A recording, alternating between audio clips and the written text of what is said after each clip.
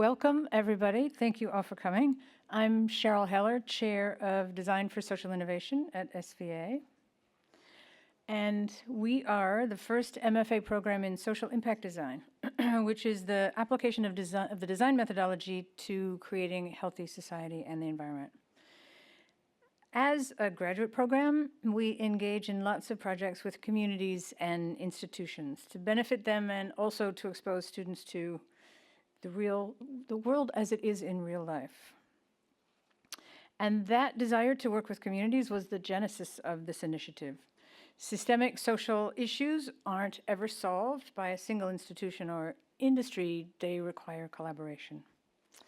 Our collaborators on this project are the Arnhold Institute for Global Health at the Icahn School of Medicine at Mount Sinai. They are working to improve the health of people around the world by building global partnerships in research, education, and patient care.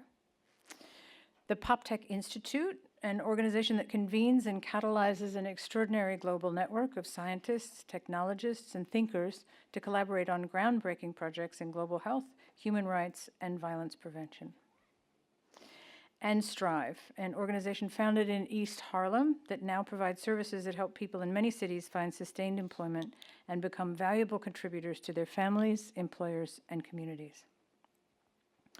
So that's who we are, and I'm going to now attempt a 1-minute history of the months of work and events that brought us here tonight. It began with a class of our first-year students, all of whom are here, who come from 13 different countries, who went out to map 4 blocks in Harlem and identify what they thought might be the forces that impact health.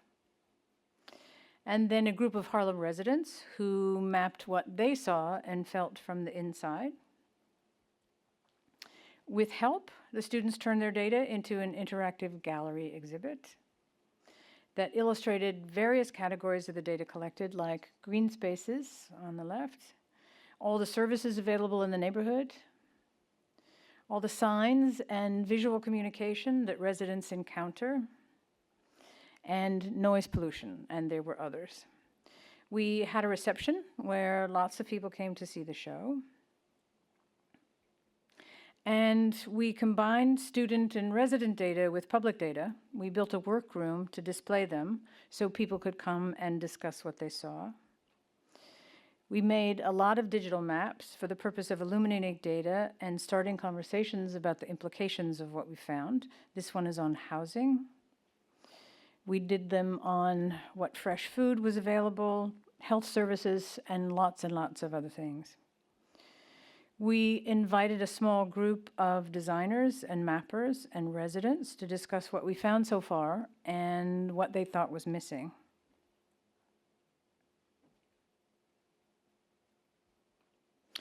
And last Thursday, we offered a masterclass in Harlem to teach residents the skills to develop their own data, to have their own voice, and participate in solutions. All of which brings us to tonight. This is the culmination of what we hope is the beginning of something much longer. It's nothing compared to what needs to be done, but we're committed to continue long after this evening and beyond this small group of collaborators to help the residents of Harlem live in neighborhoods that actually promote health. I learned just this morning that Langston Hughes was born on this very day 112 years ago. Obviously one of the great American poets. And so I thought it would be fitting to read his very short poem called Harlem. What happens to a dream deferred? Does it dry up like a raisin in the sun, or fester like a sore and then run? Does it stink like rotten meat, or crust and sugar over like a syrupy sweet? Maybe it just sags like a heavy load, or does it explode? So I'm extremely honored and excited to introduce our speakers this evening, who are going to talk about how we might create a healthier Harlem. And just to say in advance, the issues that we're going to be discussing are those that have emerged from all the conversations we've had with Harlem residents so far. Rob Carmona is one of the co-founders of Strive International. From its beginnings in an East Harlem basement office in 1984, the Strive model has grown to over 20 cities nationwide and overseas, and has helped over 50,000 individuals enter the workforce. East Harlem-born Carmen Quinones is Tenants Association president for the Frederick Douglass Houses. She's on the Manhattan staff of presidents, which represents 28 housing projects and 300,000 people. Dr. Prabhjot Singh is director of the Arnhold Institute for Global Health and special advisor at the Peterson Center for Healthcare. He was the founding technical advisor of City HealthWorks, which is a Harlem-based social enterprise that trains and manages locally hired health coaches to improve the outcomes for high-need patients. Cyrus Vance Jr. is a Manhattan native. He was inaugurated as the District Attorney of New York County in 2010 and re-elected in 2013. He's enhanced the expertise of the DA's office on identity theft, cybercrime, white-collar fraud, hate crimes, terrorism, domestic violence, human trafficking, and violent and gang-related crimes. And Clyde Williams has had a long career in public service that includes working for both Presidents Clinton and Obama, creating public-private partnerships in Harlem and nationally, and federal housing and food programs that affect urban communities. Clyde is a board member of the MAC AIDS Fund for programs that reduce HIV infection in Harlem. So for all of the thousands of hours of work, I want to thank our team at DSI and our faculty and students, and Gabe Schuster, who was our cartographer, Kevin O'Callahan, who designed the exhibit, Primož Kovacic, who flew all the way from Nairobi, Kenya to conduct the master classes, Larry Jackson from Strive, and most of all, my decade-long collaborator and dear friend, Letha Filderman, who's the president of PopTech. So now, please welcome our speakers, and we will all come together on the other side of the stage.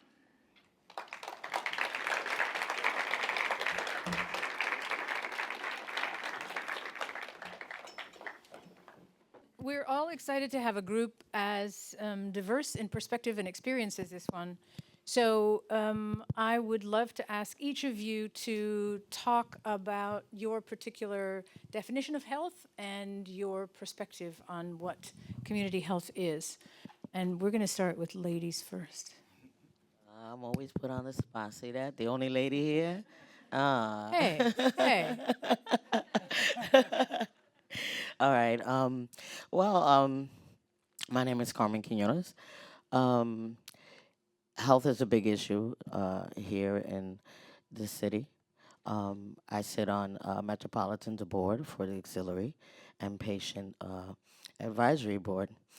And so we know that when people come into the hospital, they already come with anxiety because they're not feeling well. So it is our job to make them feel a lot better. I represent almost 300,000 people sitting on the board, and these are all NYCHA developments. So as you know, we have a lot of issues in NYCHA. So I don't want to take too much time with that, but there's a lot to be said. All right, Prabhjot? Great, thanks, Carmen. Thanks, Cheryl. So my name is Prabhjot Singh. I'm a primary care physician, and I work here in Harlem in New York City. I recently joined Mount Sinai Health System after being at Columbia University for about 4 years at the International Affairs School, where I thought more about global issues in health and healthcare. And after living for 4 years in Harlem as I trained to be a primary care doctor, it really became evident to me that I needed to shift my work and recognize that that global that I was looking for was actually here in our own communities.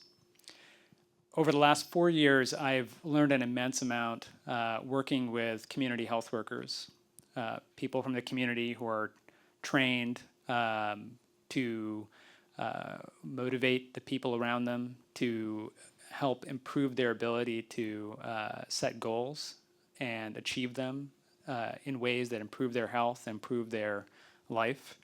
And in many ways, I learned that there's a two-way street between how healthcare is designed and delivered from the perspective of a physician, and how it's received and interpreted on the side of my neighbors in Harlem.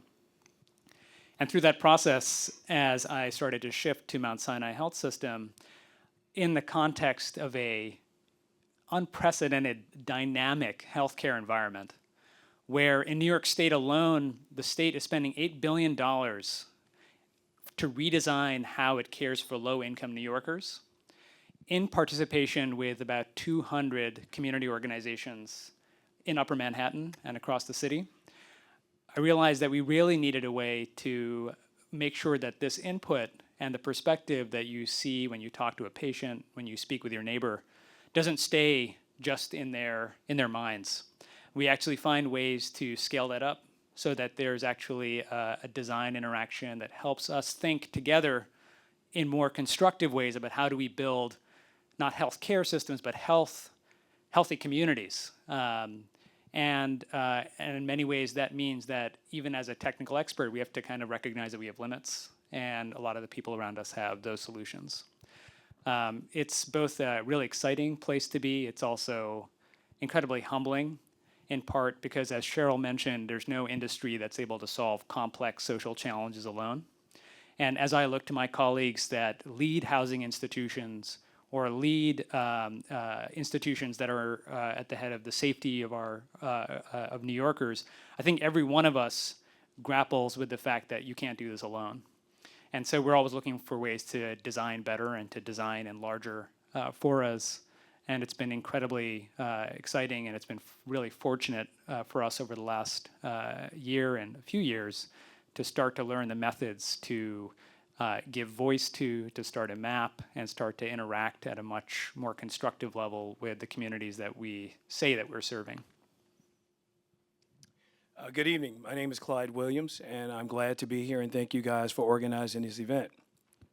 When I think about healthcare, I think about something my grandmother used to say to me all the time, that you don't even think about your health until you have to think about your health. And when I think about what healthcare means, to me, it was always something I thought about as a national issue. As a person who had the ability to work for President Clinton and for President Obama, I was one of the people who went across this country pushing the healthcare initiative program that was institutionalized by this president that we have now, Obama. The Affordable Health Care Act is a tremendous piece of legislation when you think about it. Every president since Teddy Roosevelt has tried to do something around health care, and he is the only person who got something done. When I think about health care, I think about the fact that millions of people now have health care who didn't have it before. I think about the fact that people who are 27 and younger can stay on their parents' health care policy for years now when they couldn't do so before. But I also think about how it changes us as a society. I think about healthcare as being a national security issue. Without having a healthy group of people, an educated group of people, we cannot be competitive with the rest of the world, and it's something we need to be aware of. When I think about healthcare, I think about Harlem specifically because I live there, because I'm raising my children there. I think about the fact that 30% of the people that live in that congressional district live at or below the poverty level. I think about the fact that every single day there are people all across that district who are worried about healthcare issues, particularly mental health care issues, which is something that we do not talk about that often in Black and brown communities that we need to have a real conversation about. I think about the number of kids that live in poverty, that are struggling every single day to figure out where their next meal is going to come from. And so when I think about healthcare, I think about what it is we can do as Prostate collectively to bring about real change in our community, to do something profound. And one of the reasons why I think that this initiative and this program is so important, because as was said earlier, it's not the beginning, it's just the first process of doing something that we believe and hope that we can be a part of to bring about real change in our community. So thank you for doing this. My name is Cy Vance. I'm the Manhattan District Attorney, and I was elected to be the Manhattan DA starting in 2010. And I'm so pleased to be on the stage here with people I know and have met before, and who are just fabulous New Yorkers who are making our communities much, much better. And so I'm grateful to be here. When I think about this issue, I think about it a little bit like a doctor, which is not like how I would have thought about it 30 years ago when I was a young assistant DA. I think about safety as something that we achieve, obviously related to health. We all want to be safe and secure in our streets. But very much on top of the work that we do in what I'll call enforcement, which is investigations and prosecutions, which are very important and which make a huge difference. I also very much appreciate the importance of preventative steps in crime prevention, just like a doctor would be trying to figure out strategies so that you stay healthy so you do not get ill.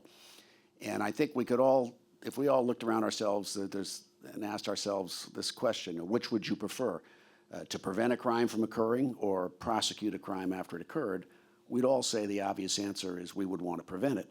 And we would want then to invest in strategies that would be able to penetrate into communities, whether it is young New Yorkers, whether it is seniors who are at risk of being preyed upon by so many people, whether it's our immigrant community. And so while I think our office really does a phenomenal job on the hard-hitting side of prosecution, I think we have become much more engaged in preventative measures, and that also includes people who are in the criminal justice system, really making sure that we are intelligently making decisions about who should come into the justice system and who shouldn't, because even people who come into the justice system very often are, the opportunity is there to have an exit strategy for them so that they are not negatively affected with employment and other things that some of us take for granted. So law and order is very much part of health in our communities, and I think it's becomes a part of health in our communities in ways that are very different today than it would have been when I was a young assistant years ago. Hi, my name is Rob Carmona, and I'm co-founder of Strive, as they said earlier, and quite frankly, honored to be here. Even though by training I'm a social worker, and in the social work profession, the niche I really fell into was workforce. In a lot of respects, this is very personal for me. I was born in East Harlem. I don't want to date myself, but the building I was born in is no longer there. But I was born there. And when I came back to the community almost 30 years ago and had the opportunity and privilege to work in the Harlem community, East Harlem specifically, for me, and it was just part of my lifeblood and DNA that I was coming back to do something in our communities. I never thought about health insofar as how employment impacted it. It wasn't until when I met with Prabhjot Singh and we started talking, it intrigued me, and I thought about all the clients that come through Strive that ostensibly come in and say that they're there to get a job. And for the most part, that's true. But what also was apparent, that they were coming in with mega health issues, whether it was diabetes, asthma, and the like. But also, and Clyde just mentioned it, the mental health issues that poverty brings upon us. And I started to think about health from the standpoint of indicators of poverty. East Harlem has one of the highest incidents of asthma and diabetes in the country. And though we are now located on 123rd in Lexington, we started the organization in the basement community center of a housing project. And noticing as I walk through Harlem, or East Harlem, you'd see a heck of a lot of people in wheelchairs or those motorized carts because they have amputations and the like because of the prevalence, the high incidence of diabetes. Now where we are located in Taino Towers, there's a strip of stores right under the building that we're located on. And a lot of people with mental health issues or substance abuse issues congregate there. And I would say, I'm probably making this number up, but not by much, but at least 20% of the people that I see there are, ostensibly you could see that they have diabetes, asthma, and you could see the health issues. clearly, when we try to get individuals jobs in the private sector, we look for employment opportunities that have health care come with it. And I think that, health care is something that I certainly took for granted. There's a commercial, I don't know if you guys have seen it, where there's this black guy whose face is hidden. And it's really a commercial about his credit rating. But he starts it by saying that he had some kind of health issue, and as a result of that health issue, he went into debt. And I thought, even though it's about repairing your credit, the irony was that I don't think that people that are watching it were really seeing that he got there, and he said it by having an illness. Now, none of us wakes up on Monday and says, gee, I feel like being sick today. We get caught out there, get caught short, we're surprised by it. For me, it's important, I think, that this country move towards seeing health as a basic right and not a privilege, number one. Number two, that we develop the metrics and indicators and language that really shows the connection between poverty and illness. If you notice, most poor communities, and we've replicated Strive in a number of cities around the country. But anywhere you go in a poor community, there's always a university adjacent to it, like Columbia, right, or a hospital. And you say to yourself, if these institutions are in those communities, what's up with that? Why aren't those individuals in the communities really accessing that? Now, I'm not faulting the hospitals or the individuals. I think that there has to be an educational process that goes along with it to enlighten people that may be experiencing, poverty or just plain poor, for them to understand how that's all connected. And let me just finish by saying that one of the things Strive has gotten into is training for the healthcare community. I think the front line of improved health in our communities is going to come with some of the young men and women that are here from Strive and Hands. It's going to be those young folks that are going to be our front line for a healthier community. Thank you. Great.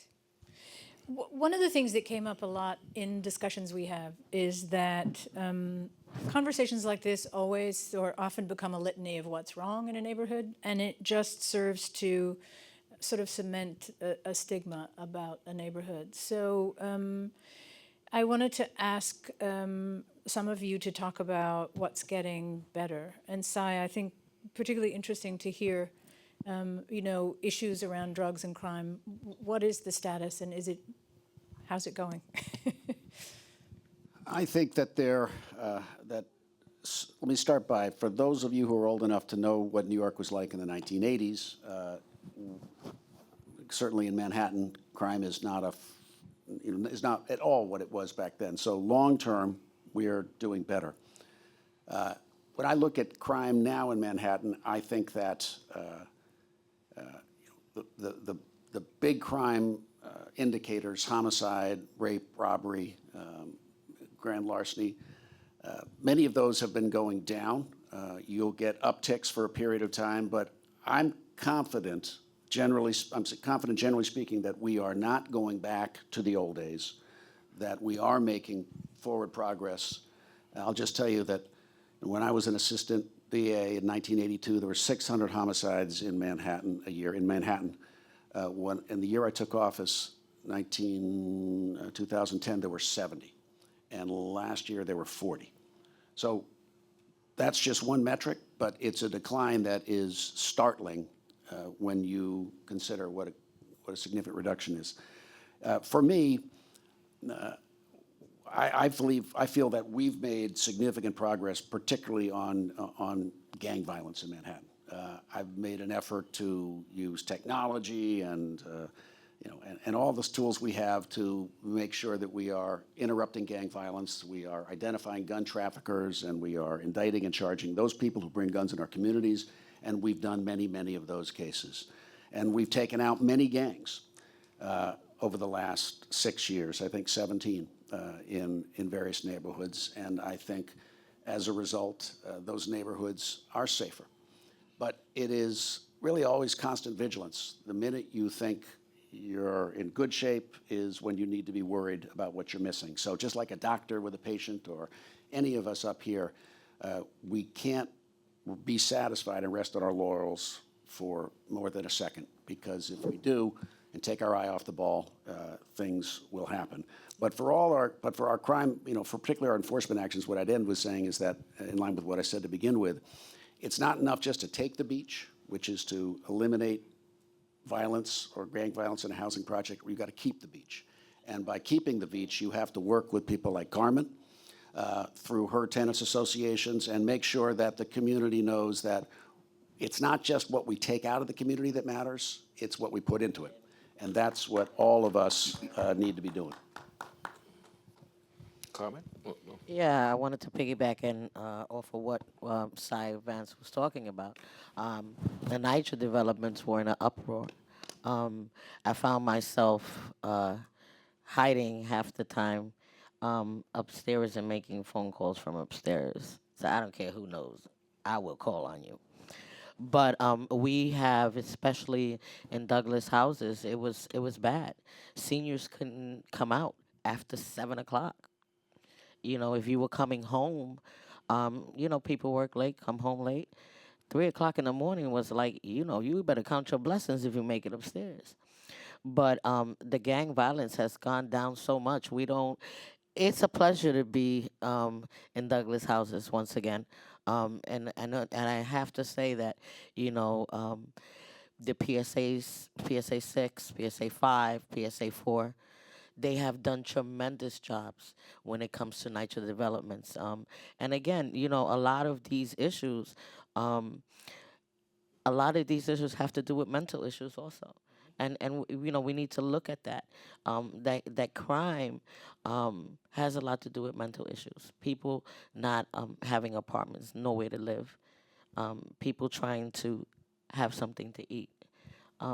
We have so many different issues, and this again affects their health. And as long as they're not getting the health care they need, they're out there doing a lot of things that they have no business doing. And we, as a community, we really need to start reaching out to them. Let's stop being afraid of our children, because most of them are children and teenagers that are out there. And they're longing for someone to say, come on, let me help you out. I have been blessed and fortunate to represent the NYCHA developments, not only as a Democratic district leader, which I was before, and a state committee woman, but now as a TA president. And I also sit on the Manhattan South board of the council. And these things are very much alive. Mental health is a big issue. We really all need to, when it comes to health, we need to look at mental illness. It's a big issue right now. I think Rob wanted to. Yes. One thing that I neglected to mention, because I had a career downtown. I was a funder at United Way and all this kind of stuff. And when I joined two individuals to put Strive together, I remember coming back, and it was winter when I was off the job, and like early spring when I started. But one thing you all know, that in the spring, and you go to neighborhoods, whether it's East Harlem, the South Bronx, West Harlem, Bed-Stuy, those neighborhoods are so alive. You see kids running, playing, and for me, I remember saying to myself, this is where I'm going to retire from. There's an exercise that we do, put a lot of our clients through, called the 5-minute interview. And one of the things that in that exercise, you speak about something about yourself. And invariably, you have people that speak about the challenges they've gone through in their life, whether it was foster care, abuse, the criminal justice system, you name it. But here they are, still trying to get their lives together. And what always amazed me, right, no matter how challenged individuals were, they still had the strength to want to move forward. There is a strength in our communities that we blow past, And there were times where I would hear somebody speak, and I'm like, wow, I'm just surprised you're even alive and breathing, much less trying to go here and get a job. And, all of that, to me, ties into the health piece because so much of our health, whether we acknowledge it or not, has to do with the attitude we feel and the way we approach life. Not to say that you can psych yourself in the cure, but it certainly has an impact on how you go about making sure that you're as healthy as you can be and to pass that on to your children. And a community like East Harlem and Harlem in general, it's so alive and there's so much strength and resilience there that it would shock the larger population. I believe one of the greatest assets and one of the most positive things about the community, again, are the people. Look at all the things that Carmen and others who are head of these tenant associations go through to get additional resources for people in the community. We were together recently when we were highlighting the issue of food insecurity, and you saw the number of senior citizens that came down from her building for food. We went across from various places, from East Harlem to Washington Heights, Inwood. Again, this is a huge issue, but yet people out there doing things to try to help their neighbors. I look at individuals like Rob Carmona, who's dedicated his life to trying to make certain that people within our community have a better outcome. I look at Vance, who's been working on the kind of programs that actually keep young people out of the criminal justice system, which I think is an extremely important thing. Or when I look at Dr. Singh, who is not just a good friend, but a person who has made it his mission to make certain that Mount Sinai does right by a community that they are a part of. And so those are the kind of things that give me hope, the kind of things that make me believe that we will have a community where health is better long term. Prabhjot, I have a question just for you. Oh, well, Rob wanted to say something? yeah, but I have a question for him. My bad. No, it's okay. Go for Pushy it. women, right? So a lot of people talked about the fact that this neighborhood is not missing health services, right? And yet the results are poor. Can you talk about why you think that is and whose responsibility it is to do something about it? Boy, what I kind of cut to the core. Yeah. It's when I was sitting at Columbia as a professor, just kind of looking in to Upper Manhattan, I remember being so struck by the fact that we have 5 or 6 of the hospitals that you'll see on U.S. News World and Report Best Hospitals within about a 5-mile radius that ring around it. And let me just put some numbers to that. That's about $10 billion of revenue that flows through these hospitals. There's enough beds in all of these hospitals to house every 20th resident of Harlem when we talk about housing. Just in my system alone, we have 40,000 employees. And so just the scale and magnitude of these systems with a world-class, world-known public health department just doesn't add up when you start looking in the kind of epicenter and you start hearing what Rob mentioned at the opening of our asthma rates and our diabetes rates. But I want to cut to something that Cy said to kind of tie that together. I remember reading a book called In Search of Respect, which is a kind of an ethnography of Harlem in the 90s, 1993, not that long ago. And the author describes an entire building, a tenement housing, burning down, all the way down slowly over the course of days. And there were people in it. There's not an ambulance that came by. There were no services that came by because people thought it was too dangerous to even go there. And cut to 2 years ago when there was an explosion in East Harlem. Does everybody remember that? Mm-hmm. There was a really tragic explosion which briefly made national news for a number of reasons. But you saw such I think there were 43 units, police units on board. There were multiple precincts. There was the fire departments, health systems. There was incredible community organizations that came out. Politicians were present. There was an incredible outpouring. And I just want to put between 1993, 2013, 20 years. And in that period of time, we've just started to, first of all, understand that big gap of what's happening inside this, where we have the periphery of all these healthcare resources. We're just starting to build the basic systems to understand what are the assets, what is the strength that Rob speaks about, how do we even design in this context? So you may say this has been going on for 50 years, 100 years, this is a long story, but it's in some ways not a long story, and we're just starting to kind of understand. And so I'll just cut to why is there a disconnect? It's because we haven't put the effort into designing for connections.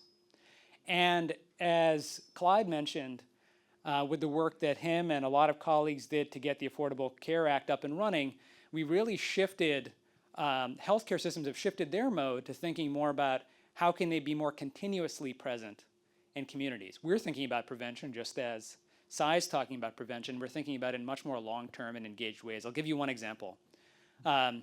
You know the the paramedics that come around all across the neighborhoods, they're out in force. You know, we started asking ourselves, what if they could do more? You know, what if we trained them up? They're smart young men and women. What could we be doing to actually have them be able to provide not only a little bit of care, understand what people are going through, not always pulling them right back into the emergency room. And these are just the sort of little tweaks that you start to see happen on all across the neighborhood where people are trying things. They're trying to push out, they're trying to shift the gravity of where healthcare sits back into community settings through 100 different ways. I can keep on naming them, but I won't. But the point is that this is kind of a renaissance of trying to figure out how do we do this? The straight answer to Cheryl's question is there's a disconnect. We're not doing our job if we don't figure out this connection. And you know, the people that have the diagnoses are not the physicians, but people like my neighbors. And that changes how we manage the problem. And that changes our role in a community. Great. Carmen, did you want to? I think that, you know, especially even in the healthcare system, a lot has to change. A lot, you know, I mean, I sit on the board in Metropolitan Hospital, just to know how to treat patients. You know, a doctor needs, I mean, I've had my doctor for 27 years, right? And all of a sudden my doctor left. He wasn't getting paid enough. Okay? So I lose a doctor for 27 years. I have lupus. There's days when I get up, I can't get up. You know, and these are the things that patients are going through in each and every hospital. You get attached to one doctor and you lose them. You have to start all over again. And these are the things we need to really be talking about. Because when I had my doctor, I talked about everything and anything. When I got depressed or when things weren't going right, you know, and you know, having a doctor is just more than just having a doctor. It's having a friend. And I think that we need to really start focusing on, especially in the hospitals, on how to be a friend too, so that you can know who you're treating. You know, that's really all I have to say about that. But I think that, you know, a lot of us, you know, and a lot of people stop going to hospitals because of that. Because every time you go to a hospital, you have a different doctor. You never have the same one. You know, and that goes on. And not only mentally, that's exhausting. You know, when you have to start all over again. You know, for me, it was horrible. You know, and so I'm just saying that in the healthcare system, we need to start treating people as such. People with feelings, you know, and people with problems, because we have problems when we go to a doctor. Yeah. Another thing that came up really consistently is the change in the neighborhoods and what's lost, and through gentrification in particular. I know you have a point of view on that, and I'd love to hear Clyde. Boy, do I have a point of view on that. So, now, at the same time that we do understand that cities operate on tax revenue, right? And neighborhoods like the South Bronx, South Jamaica, Bed-Stuy, Harlem, East Harlem, needed to bolster up their tax revenue, right? And so we welcome new tenants coming in that that could add to that. That said, my concern is what is happening to the individuals that have lived there all their lives.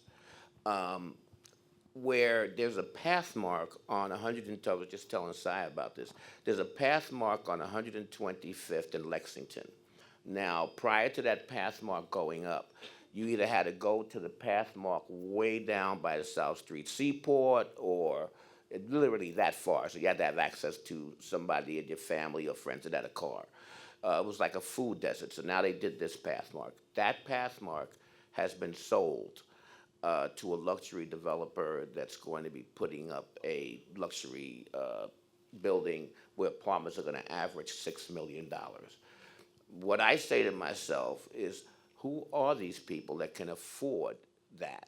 There's another development on 124th and 3rd that went up about 5 or 6 years ago, and the average rent there for a two-bedroom apartment was $3,500 to $4,000 a month.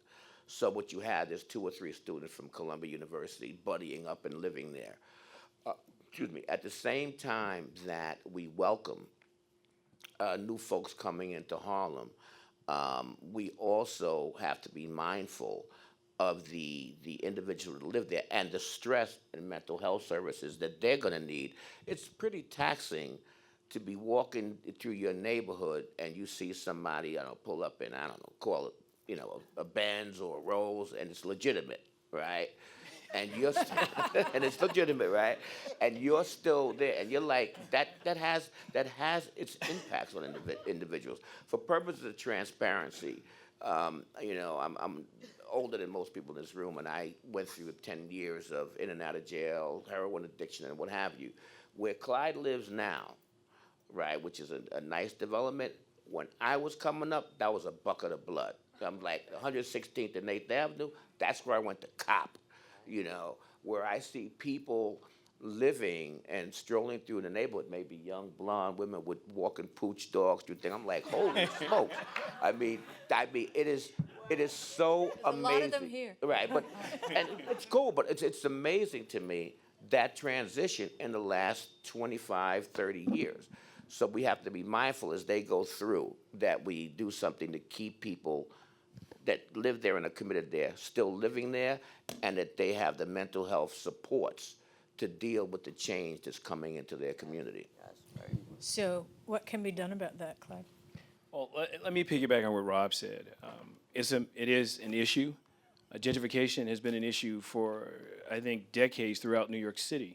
You can go from Hell's Kitchens to other neighborhoods, and you've seen that transition. One of the most stark things that Rob talked about is where that path mark was located now that it's closed, and you're putting up condos at that price range. It's not for people who live within the community. That's obvious. But I do think that where that starts is that we have to have people, and I really mean this, who are going to be committed to making certain that those people stay in that community. And that comes from the leadership that we have within the community. I commend Mayor de Blasio for his push on affordable housing. But I also know this, that when you talk about affordable housing in that neighborhood, a person making $65,000 a year is not the average person that lives in that community today. And I think if we're going to have a real conversation about affordable housing, then we need to figure out how it is we make certain that the people who live there now also have the ability to stay and buy in that community. When I think about the fact that rents have increased more than 90% in a 10-year period in Central Harlem, 75% throughout New York City in a 10-year period, and 60% in the Bronx in a 10-year period, something is wrong. And again, Rob was saying the building I live in, I know several people who live there who are senior citizens. You're talking about women, as Rob said, who lived there 30, 40 years. And now they know that, if something happens to them, because some of them are paying $300, $400 a month rent, that if something happens to them, they're not going to be there, and their family is not going to be living there anymore. And those are the people that I'm gravely concerned about, because gentrification can be good because you want more resources, you want things that help a community improve, but it should not be a process that pushes people out of a community they've been a part of forever. And I think that is the fight, and figuring out that balance is going to make a profound difference in making certain we have a community that stays diverse in reference to its ethnicity, and in reference to the income levels that are there? So I have two questions for you, although feel free to comment on that. So we had a group of eighth graders. I think this is the easy question. Okay. They want to know who's watching all those surveillance cameras. Yeah, I want to know too, Si. I really want to know. Well, it's a great question. And I understand that, I just understand the general disquiet people have thinking they're being videotaped. In lower Manhattan, there is a literal cascade of cameras. I don't know the number, but it's many. And those are being watched in a center in lower Manhattan, the name of which I can't exactly recall, but it's run by the PD. Lower Manhattan something or other. And so those cameras are on, and they're obviously able not to watch all of them, but that feed is being taken. Those cameras are also programmed to alert when certain events happen. Someone leaves a package in the scope of the camera and just leaves the package there. That will trigger an alert and bring someone from the PD to then either respond or take a deeper look. And those cameras are searchable. I don't know how they're searchable, but they are searchable, such that if you're looking for man in red shirt, the software can actually go back through the digital footage and put in front of you men in red shirt in the location. So that's, the police are looking at those. So many buildings now have, and premises have private cameras and video cameras. So I don't know if anyone's really looking at that video, but I will tell you that that so much of the work that we end up doing relies upon our ability to recreate what happened at a place at nighttime. And so cameras at locations in northern Manhattan and southern Manhattan are actually really important for us. So if I were to weigh the fact that if I'm being watched while I'm outside, I don't like that. On the other hand, if I get mugged while I'm outside, I really do want somebody watching. And our office is very fortunate to have done some very large financial cases and enabled us to accumulate through forfeitures a lot of money. And we've given $100 million to NYCHA, our office. The purpose of that money is to provide cameras at 15 NYCHA developments all through the city, lighting, as well as layered access. So mental health, and mental health is also very related to feeling safer. And so the degree to which we can enhance the feeling of safety in our neighborhoods, not just by enforcement, but also by preventative measures. You want to get rid of the shadows outside of a building, because that's going to minimize the chance that gangs who are looking to stack up against each other are going to be doing that in your neighborhood. So aren't those the 15 developments that have the highest crime? Because they're not all of them. They're not on mine. No, yes, it's the highest crime, and that's how we decided to give out the money. 6%, Carmen, or 5% of our city's population lives in NYCHA. About 26% of the violent crime occurs in the developments. So this is, if you're going to pick a place to invest in crime fighting and crime preventive measures, the developments are a place to pick. I have another DA question, but you want I just wanted to comment briefly. The question kind of brought it up. I have a personal relationship to those cameras and to those surveillance cameras. In 2013, in the neighborhood, I was attacked by about 20 to 30 men. My jaw was fractured, and it was caught on those cameras. I was in the news. Yeah, that's why I know you're fine. I knew your face was familiar. I watch I'm a news hog.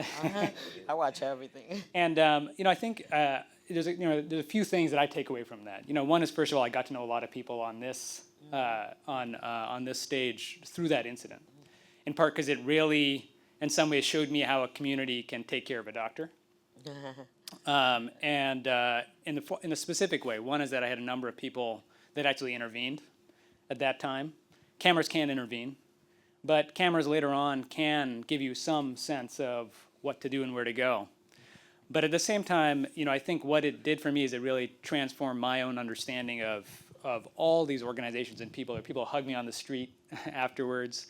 I had a patient that I went to the hospital to go working a couple of days afterwards, just because there was so much press attention.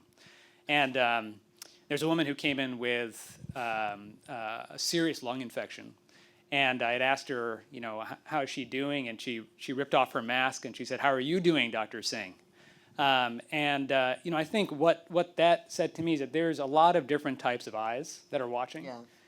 There's, cameras are part of the infrastructure of how we in a modern day look at keeping our neighborhoods safe.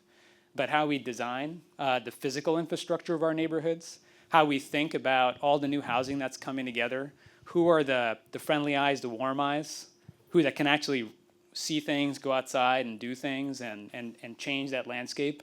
I think that's in many ways, there's kind of hard elements of safety that we need to install, but there's kind of community, cultural, design elements of what does it mean to feel safer inside that some of those things can't be installed. So you're looking at a multiple set of methods to create a feeling of safety and warmth in a place. So this is related to safety. One of the first things that everyone talked about is a lack of trust between citizens and the police. Can you talk about how that can be addressed? Me? Yes. I think it needs to be addressed by having a completely undefensive, open conversation. Period, full stop. And the ways that, I'll give you examples in my office about how I think I've tried to address it. One of the first things I did when I became DA was I sought out the Vera Institute of Justice, which is a nationally known bipartisan think tank that deals with criminal justice, and it's a phenomenal organization based here in Manhattan. And I asked Mike Jacobson, who was then the head of it, to come in and do a racial bias review of the Manhattan DA's office. And that was to look at our hundreds of thousands of cases and try to identify whether, looking at those records and interviews, he could tell me, were we treating people of different colors and different backgrounds differently? And it took about 2.5 to 3 years because they looked at hundreds of thousands of files and the like.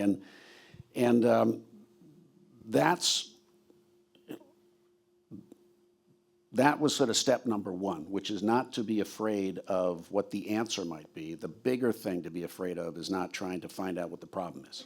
And so for our organization, I do not believe the district attorneys in my office are consciously biased. And yet we all carry biases of some kind in us. And the trick, I think, is to become aware of that fact and not be defensive, but try to then understand how to check those biases in the way that we do our job. So one example is we just need to deal with it. And there is a feeling that the justice system is racially biased. You don't have to go far, but look in the courtroom, where 90% of the people in the courtroom who are accused are young men and women of color.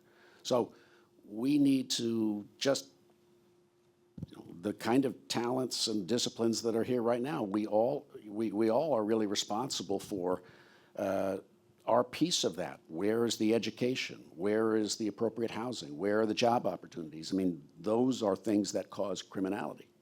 And then how are we as prosecutors respecting, dealing with the victim community? And how are the police officers dealing with the victim community? I think the police have gone a long way, although there is obviously still a long way to go. They've gone a long way in terms of their willingness to understand there is a problem and we have to deal with it.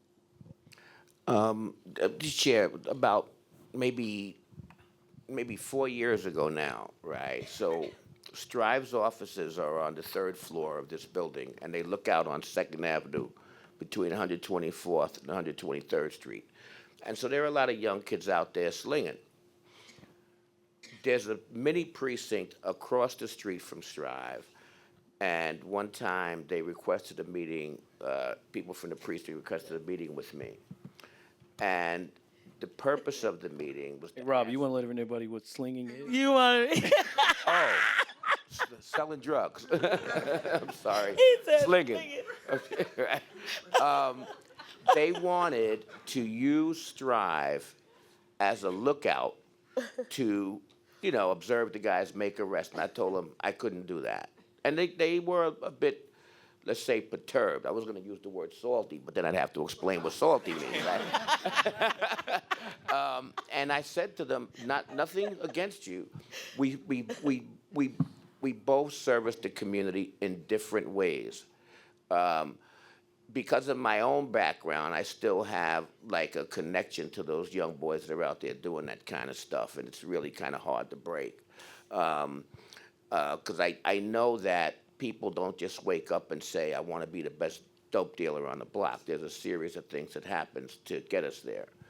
But what I did advise them is that, if they could begin to come to Strive and hold kind of talk sessions with some of our young men and young women to a lesser extent, that would begin to repair, that damage. The other thing I did, right, is I went down to the young men and I said, look, this is what's going on. So, you could come up and get services for a job, but if you're going to, sling here, understand what's getting ready to come your way. And of course, they call me OG and thanks a lot and all that kind of stuff. My thing wasn't to create a safe space for them. It was to get them to understand that what they're doing was time limited. All right? There's a saying in the hood, I don't know any old hustlers because either they don't make it or they're locked up. Those that were smart enough cleaned their money up and got out of it or what have you. But clearly, we service the communities in different ways. Now, as a 64-year-old, getting ready to be a 65-year-old black man who wears suits and ties, drives a nice car, I must say that the challenge I still have is, if a cop car pulls behind me, I get the black guy shakes. That's also part of what the challenge that we go through. So our community's dilemma is that at the same time, they might not, and this is not across the board, where there might not be trust. On the other hand, if they was to tell the project, we're pulling all the cops out, We're not we would projects, freak we're housing out. developments. Oh, I'm sorry. I grew up in the project. Now it's housing development. Okay, I gotta change my manner of speaking. But my point is that at the same time that there's this lack of trust, they also want that presence in that community. They want that relationship to be developed with law enforcement. So that's, as I put it, we just got to jump in and deal with it because it's not something that's just going to go away like smoke. Thank you. We have time for one more question. Can I Yes, piggyback you off can. of that for a Yes, minute? you can. Because this is a real issue. I mean, I deal with kids every day, all day long. And like you, I'm in the hood too. I know how to get street too. We all been there. But our kids are literally afraid. The other day, my grandson had came to my house. He's 13 years old, Clyde. He's tall as a tree. He came to my house. He says, well, Grandma, I'm going to a basketball game. All right, I'm going. 30 minutes later, he had gotten stopped on his way to the basketball game. He got stopped. And all he said was, my grandmother's Carmen Quinones. Can I call her? And they told him no. Okay, they kept him there for about a half hour without letting him make a call. Now, I say this to say, you teach your children, right, that if a cop stops you, right, you don't give him no lip. You just say, I'm okay. Listen, can I have a call? That's what I tell them to say all the time. But, and see, for a 13-year-old, that's almost like a dilemma for them. It's like, Dad, Grandma, I wasn't doing nothing. I was just going to play basketball. When we want to communicate, and I think a lot of the community, especially NYCHA developments, There is a sense of course, we want to communicate with our police officers. By the way, we got very good police officers. I love my PSA 6 officers. My community cop officers are very good. I make sure that I invite them. But there is a problem. And it continues. This just happened last week. It continues that when you see a kid with 2 or 3, you gotta stop them, and that's it's sad because most of our young people are really trying to do good things, and when they're faced with that, it just. I mean, what else can we do? I mean, if a child says, "Let me call my grandmother," can he call his grandmother? Why not?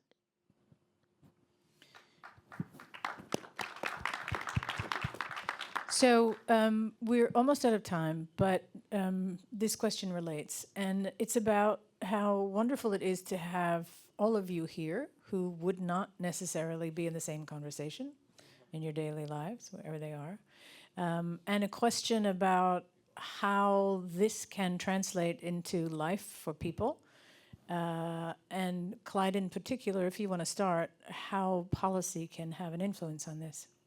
Well, again, I've been very fortunate in my life to have the ability to work on public policy. And I know that public policy can have a profound impact on helping to change the lives of people. As I said earlier, you look at the Affordable Health Care Act, what it did. I think about Medicare and Medicaid. Years ago when those things were passed, people said they were socialist programs. And you try to take an old person's Medicare away or Medicaid away now, they'll kill you. I mean, it's a very different dynamic. You start to think about all the things when I was Deputy Chief of Staff at Department of Agriculture, the food stamp program, the WIC program, the National School Lunch Program that feeds more people every single day than any other program in this country. These things are real, and these are the kind of programs we need. And when I started to look at where we're heading as a country in reference to public policy, I feel like we're heading in the wrong direction. And one of the things I don't like to do is be partisan on something like this, but I look at Republicans when they took over the House. The Farm Bill used to be directly associated with food feeding programs. They were connected. They were connected under Republicans and Democrats alike. That was the thing. Nobody would touch one without the other. Republicans in the House decided to separate them. The Farm Bill now, for those who are farmers who want to get crop insurance, who get other subsidies not to grow things, they're fine.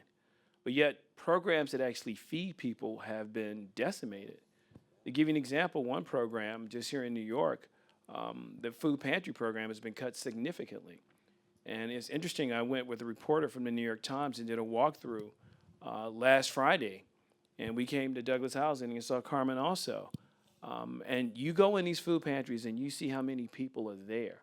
We were talking to the people who were telling us that they used to just see seniors and they would see homeless people. Now they're seeing entire families. That is not what good, sound public policy should be about. That's what we should not be about as a country. And so we have an obligation, I believe, to change that trajectory, was doing the best interests of people all across this country to make certain that we take care of people who cannot take care of themselves and stop penalizing people for being poor. Exactly. Anybody else want? I don't want to. I'll jump Yeah, in. yeah. Now, Clyde told me I shouldn't say this, but I'm going to say it anyway. Right? So I look at, I'm in the jobs business, right? Or was in the jobs business. I stepped away from Strive and started a consulting firm. So I've been working 38 years, right? When I transitioned out of Strive, and I still do consulting for them, but I went from going into the city, because I live in Teaneck over there, New Jersey, 5 days a week to maybe 3. Just the fact that I wasn't moving for another 2 days and staying home and working from home, I put on 10 pounds. That can't be good, right? Just the notion of having somewhere to get up and go to every day and move around is a health issue, right? As a workforce person, it's also my responsibility to look at trends. Most of the individuals the overwhelming majority of the people we work with are not college graduates. Some may be high school dropouts, got a GED or what have you, but they're sharp folks, and I look at job opportunities that are going to pay them a living wage. I mean, a wage that they can actually feed their kids with. Because of the Affordable Care Act and the work that people like Prab are doing, and strengthen that interface between the hospital and the hood, so to speak, there is, I think, a career track for young men and women of any ethnic group, but particularly young men and women of color, to go in there and get training to be the eyes and ears and do something very simple, like it might be, well, I know this is impossible now, the 27-year-old Rob, to knock on the door of my abuela, my grandmother, and make sure she took her high blood pressure medication. There are simple tweaks we can do. And community health workers, I think, is the front lines of that. And the young men and women we train, we'd like to see them heavily involved with that. And I'll just leave it with one thing, and Desai and I were talking about this earlier. One can assume that the Desai or the Rob or the Clyde or the Prab or the Carmen that's working is healthier than the one that's not. Just by simple, I get up and have somewhere to go every day. Because what we forget to realize is the most important value of work, everybody thinks it's money. No, work is an organizing principle in one's life. There's something about having to be at the same place at the same time every day that imposes order and discipline on the individual, which also impacts their health. Either anybody have anything else? What I really want to say is, first of all, I want to thank Clyde, for coming in and bringing this mapping to me. But what I want to say is that we're talking about health, but health has to do with getting a good meal in the morning. Health has to do with someone having some place to sleep. So when we want to tie everything together to health, everything you do is about health. Because if a kid doesn't have a plate of food in the morning, he cannot learn because he won't be able to concentrate. We are facing so many different things, and it's all about health. We have people literally hungry every day. And Clyde came to Douglas, and you should have seen all the people I had to turn away because we didn't have the food for them. This is a big issue. We have homelessness. We have people that have nowhere to live. And kids living in shelters. And they're still trying to go to school. That's why I say the health field has to make sure that when they serve you, they serve all of you, mentally and physically. That's what I'm talking about. I think just actually to really build on that, which is beautifully said, Carmen. I remember when I was in medical school, there's truly are men often with red bow ties. You've seen on TV or otherwise, red bow tie that would give you kind of, they'd call them pearls. It was just like that. Pearls of wisdom. And it's an old saying in medicine that you have to listen to the patient because they will tell you the diagnosis. And it's kind of a little bit of a profound thing in there. And I think in some ways, medicine as a system, instead of at the doctor level, but at a system level, is starting to ask itself, if you listen to a community, it'll tell you what it needs. And that really echoes what you've said, Carmen. And so what does that mean practically? It means practically, even today, as I was reviewing some of our workflows internally, it means that the type of questions that we ask people, are you hungry? Do you feel safe? Do you feel like you have some place to go after this visit? Those become primary questions in how a health system interacts with the community to make sure that it is healthy. And that's something that we're starting to do now. And the third element is that it's not simply a matter of a transaction happening in between a healthcare system and a community. It's what Rob mentioned and what Clyde has helped me set up over the last 3 years, is ways to actually involve people in the work, that organizing principle, which makes part of your work to make a healthier neighborhood through community health workers or otherwise. So you've got to listen, you've got to actually start asking the right questions, and then you've got to actually change the work.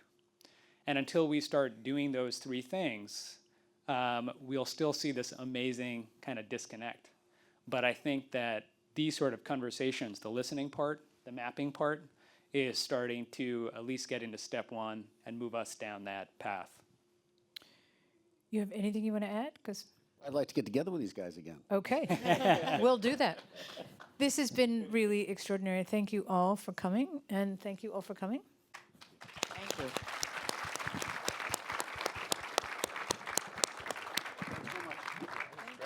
I think the question is, do we value the individual? Exactly. Because if we don't value the individual, then we're not going to help that person. If you don't value the individual, that's why the kids are in prison and they're in solitary confinement at age 16 and 17 and waiting for a date in court. Those are just reality of the situation. And people of color is not the term that should be. They're human beings, and there are distinct cultural norms that affects African Americans, that affects no other group in this country because of the history. And there are groups, information that affects Hispanic population and Indian population and all other groups. But for the African American population, the elephant in the room is that we have the worst health outcomes, and the question is why? And it comes down to value of patient. Stop and frisk, when they stopped it and they looked at the data for stop and frisk, less than 10% of the people that they stopped, they had any reason to stop them for, and 600 and something thousand get stopped. The kids that are in prison, yes, economics play a role, don't get me wrong, and I applaud the Carmen who spoke about some of the issues. But the issue right now is how are we going to improve the health of the most vulnerable population. And just another note, the sickle cell patients who are black, and they have disease from birth, and we have the audacity, the unmitigated gall to call them drug seekers when they get to the adult world. And they have, because they say, tell me, put the IV here, give me the medication that I need. So you have an educated patient who adolescent docs have told them what to do, and when they get to the adult world, they're drug seekers. So we got to have a different conversation, a more honest conversation about where we are with the health. Food, absolutely important. The elderly black patients who said, my parents were a step away from slavery and my grandparents were slaves, and I don't trust you doctors, and I picked cotton in the South all my life, and I don't deserve to be treated that way. That's the cultural stuff that we have to address. Thank you very much. I just want to echo that in part because what you're saying, bears out very clearly in the data or in the evidence. And I think as Cy mentioned about starting to be open to looking at the information and not being afraid of what's there, that spirit, I think, is starting to grow in a lot of our work. We know, for example, that actually there are biases. There are, first of all, real disparities in health, and then there's also real biases in treatment. And over the last 20 years, we found that those things, for example, heart attack rates were much, much worse 15 years ago in African American males and females. Same thing with cancer rates. And when we start to really focus on that, we address the fact that there genuinely are unconscious and conscious biases in how treatment is done. Those actually have started to close very quickly. The question is, are we measuring the things that people value? And that there are still disconnects there. I'll give you one example of the pioneering work of which there are dozens of examples that have come out of Harlem, the community itself. We've mentioned community health workers, which are kind of worldwide phenomenon, and patient navigators in particular. There's a doctor named Harold Freeman. I'm not sure if you know him. He was a breast cancer surgeon. He was trained at Memorial Sloan Kettering. His cousin was Robert Weaver, the first secretary of African American secretary of in the cabinet. He could have gone anywhere. He came to Harlem Hospital to train. He came in there with fancy technology and skills, and he found that all the African American women who were coming to see him were coming with such late stage breast cancer that all of his surgery just didn't matter. So he kind of dropped what he was doing in the operating room, and he started going out and actually training people to be navigators so that you didn't wait too long between steps, which is where all the real kind of disparities start to really add up. And I think the key insight for me, especially when I listened to Harold talk about his story and his approach, is that he had the rapport with that community to go in and talk to people, and he had the insight that that's the right thing to do or the right work to do. And so in some ways, these disparities are real. They don't close even just by showing the numbers. They require you to actually go out and do things differently, and that's what I think doing work differently is central to all of this. So it's not as a response to say, hey, things are getting better. There's some things that are, but there's a lot of things that aren't, a lot of things that we aren't valuing or measuring well. But there's a question of, is there the rapport and is there the interest to actually start to do work differently? I agree with you totally. And I think that there's a lot to be done. And I think that's why we're here. We're trying to make a step in that right direction. I sit on the patient advisory board in Metropolitan. And what I do sometimes, I go there in my jeans and my cap, looking all, street. And I sit in the emergency room and I watch what goes on. And I do my little investigation, and I think that we all need to do that. If you have a hospital in there and you think, you need to go and find out what's happening. And I think it's going to take all of us because these problems are really big. I didn't tell Vance what happened to my grandson because I wanted to attack him. I wanted to tell him that even we that address these issues with our grandchildren and tell our grandchildren, this is how you do it. And then when you do that and they still, are harassed, then that's a problem. Because if you're asking me to each one teach one, then you each one teach one too. And it's a society thing where we all have to put our input in it. Everybody. This is not a one-sided issue. It's not a black. This is a human issue, humanity issue. We are human. We are human race. We are not black, white, Puerto Rican. No, we're human.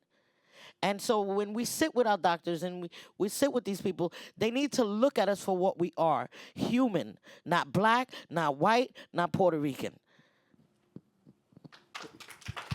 Thank you. My name is. I think we have we have time for one more question. I'll be very quick. My name is Thomas Lopez Pierre, and I'm a candidate for City Council in Upper Manhattan. And I was born addicted to heroin, foster care, group home, public school. My brother died from lead poisoning. I think it was 8 bullets. No, it was 9 bullets. And like so many young black men, they die before the age of 30. That's the number one health problem for young black men is homicide. Not arthritis, not diabetes, it's homicide. So my question is for the Manhattan DA, is that I fear that when I'm the mayor of New York City in a number of years, that I'll be sitting, God willing, I'll be sitting on a panel talking about the fact that so many young black men are dying. And I think you're doing an excellent job going after the gangs in those developments that are in the council district I seek to represent. However, I feel that these young men are not bad because they have lack of values. Poverty is the primary cause of their behavior. So I believe that unless we deal with the issue of poverty, you're going to be in a growth business. And that's the fear. I'm trying to get run out of business. Clearly, nothing would make us happier. But I think all I can say is what you say is obviously right. And I think I alluded to it earlier. By the time I get involved, it's typically late, which is why we are spending so much more time. For every hour that we work in the courtroom, I want us to have 2 hours of work in the community to prevent people from being victimized. But so we have a part to play. But the people who I think have to step up and answer your question are governors, presidents, senators, congressmen and women who are dealing with education, housing, employment. And I'll play my part, and I probably could play a better one than I am now, but what I'm doing is on the margins. And you're doing a good job. I love you, honey. Thanks again, everybody. Thank you all.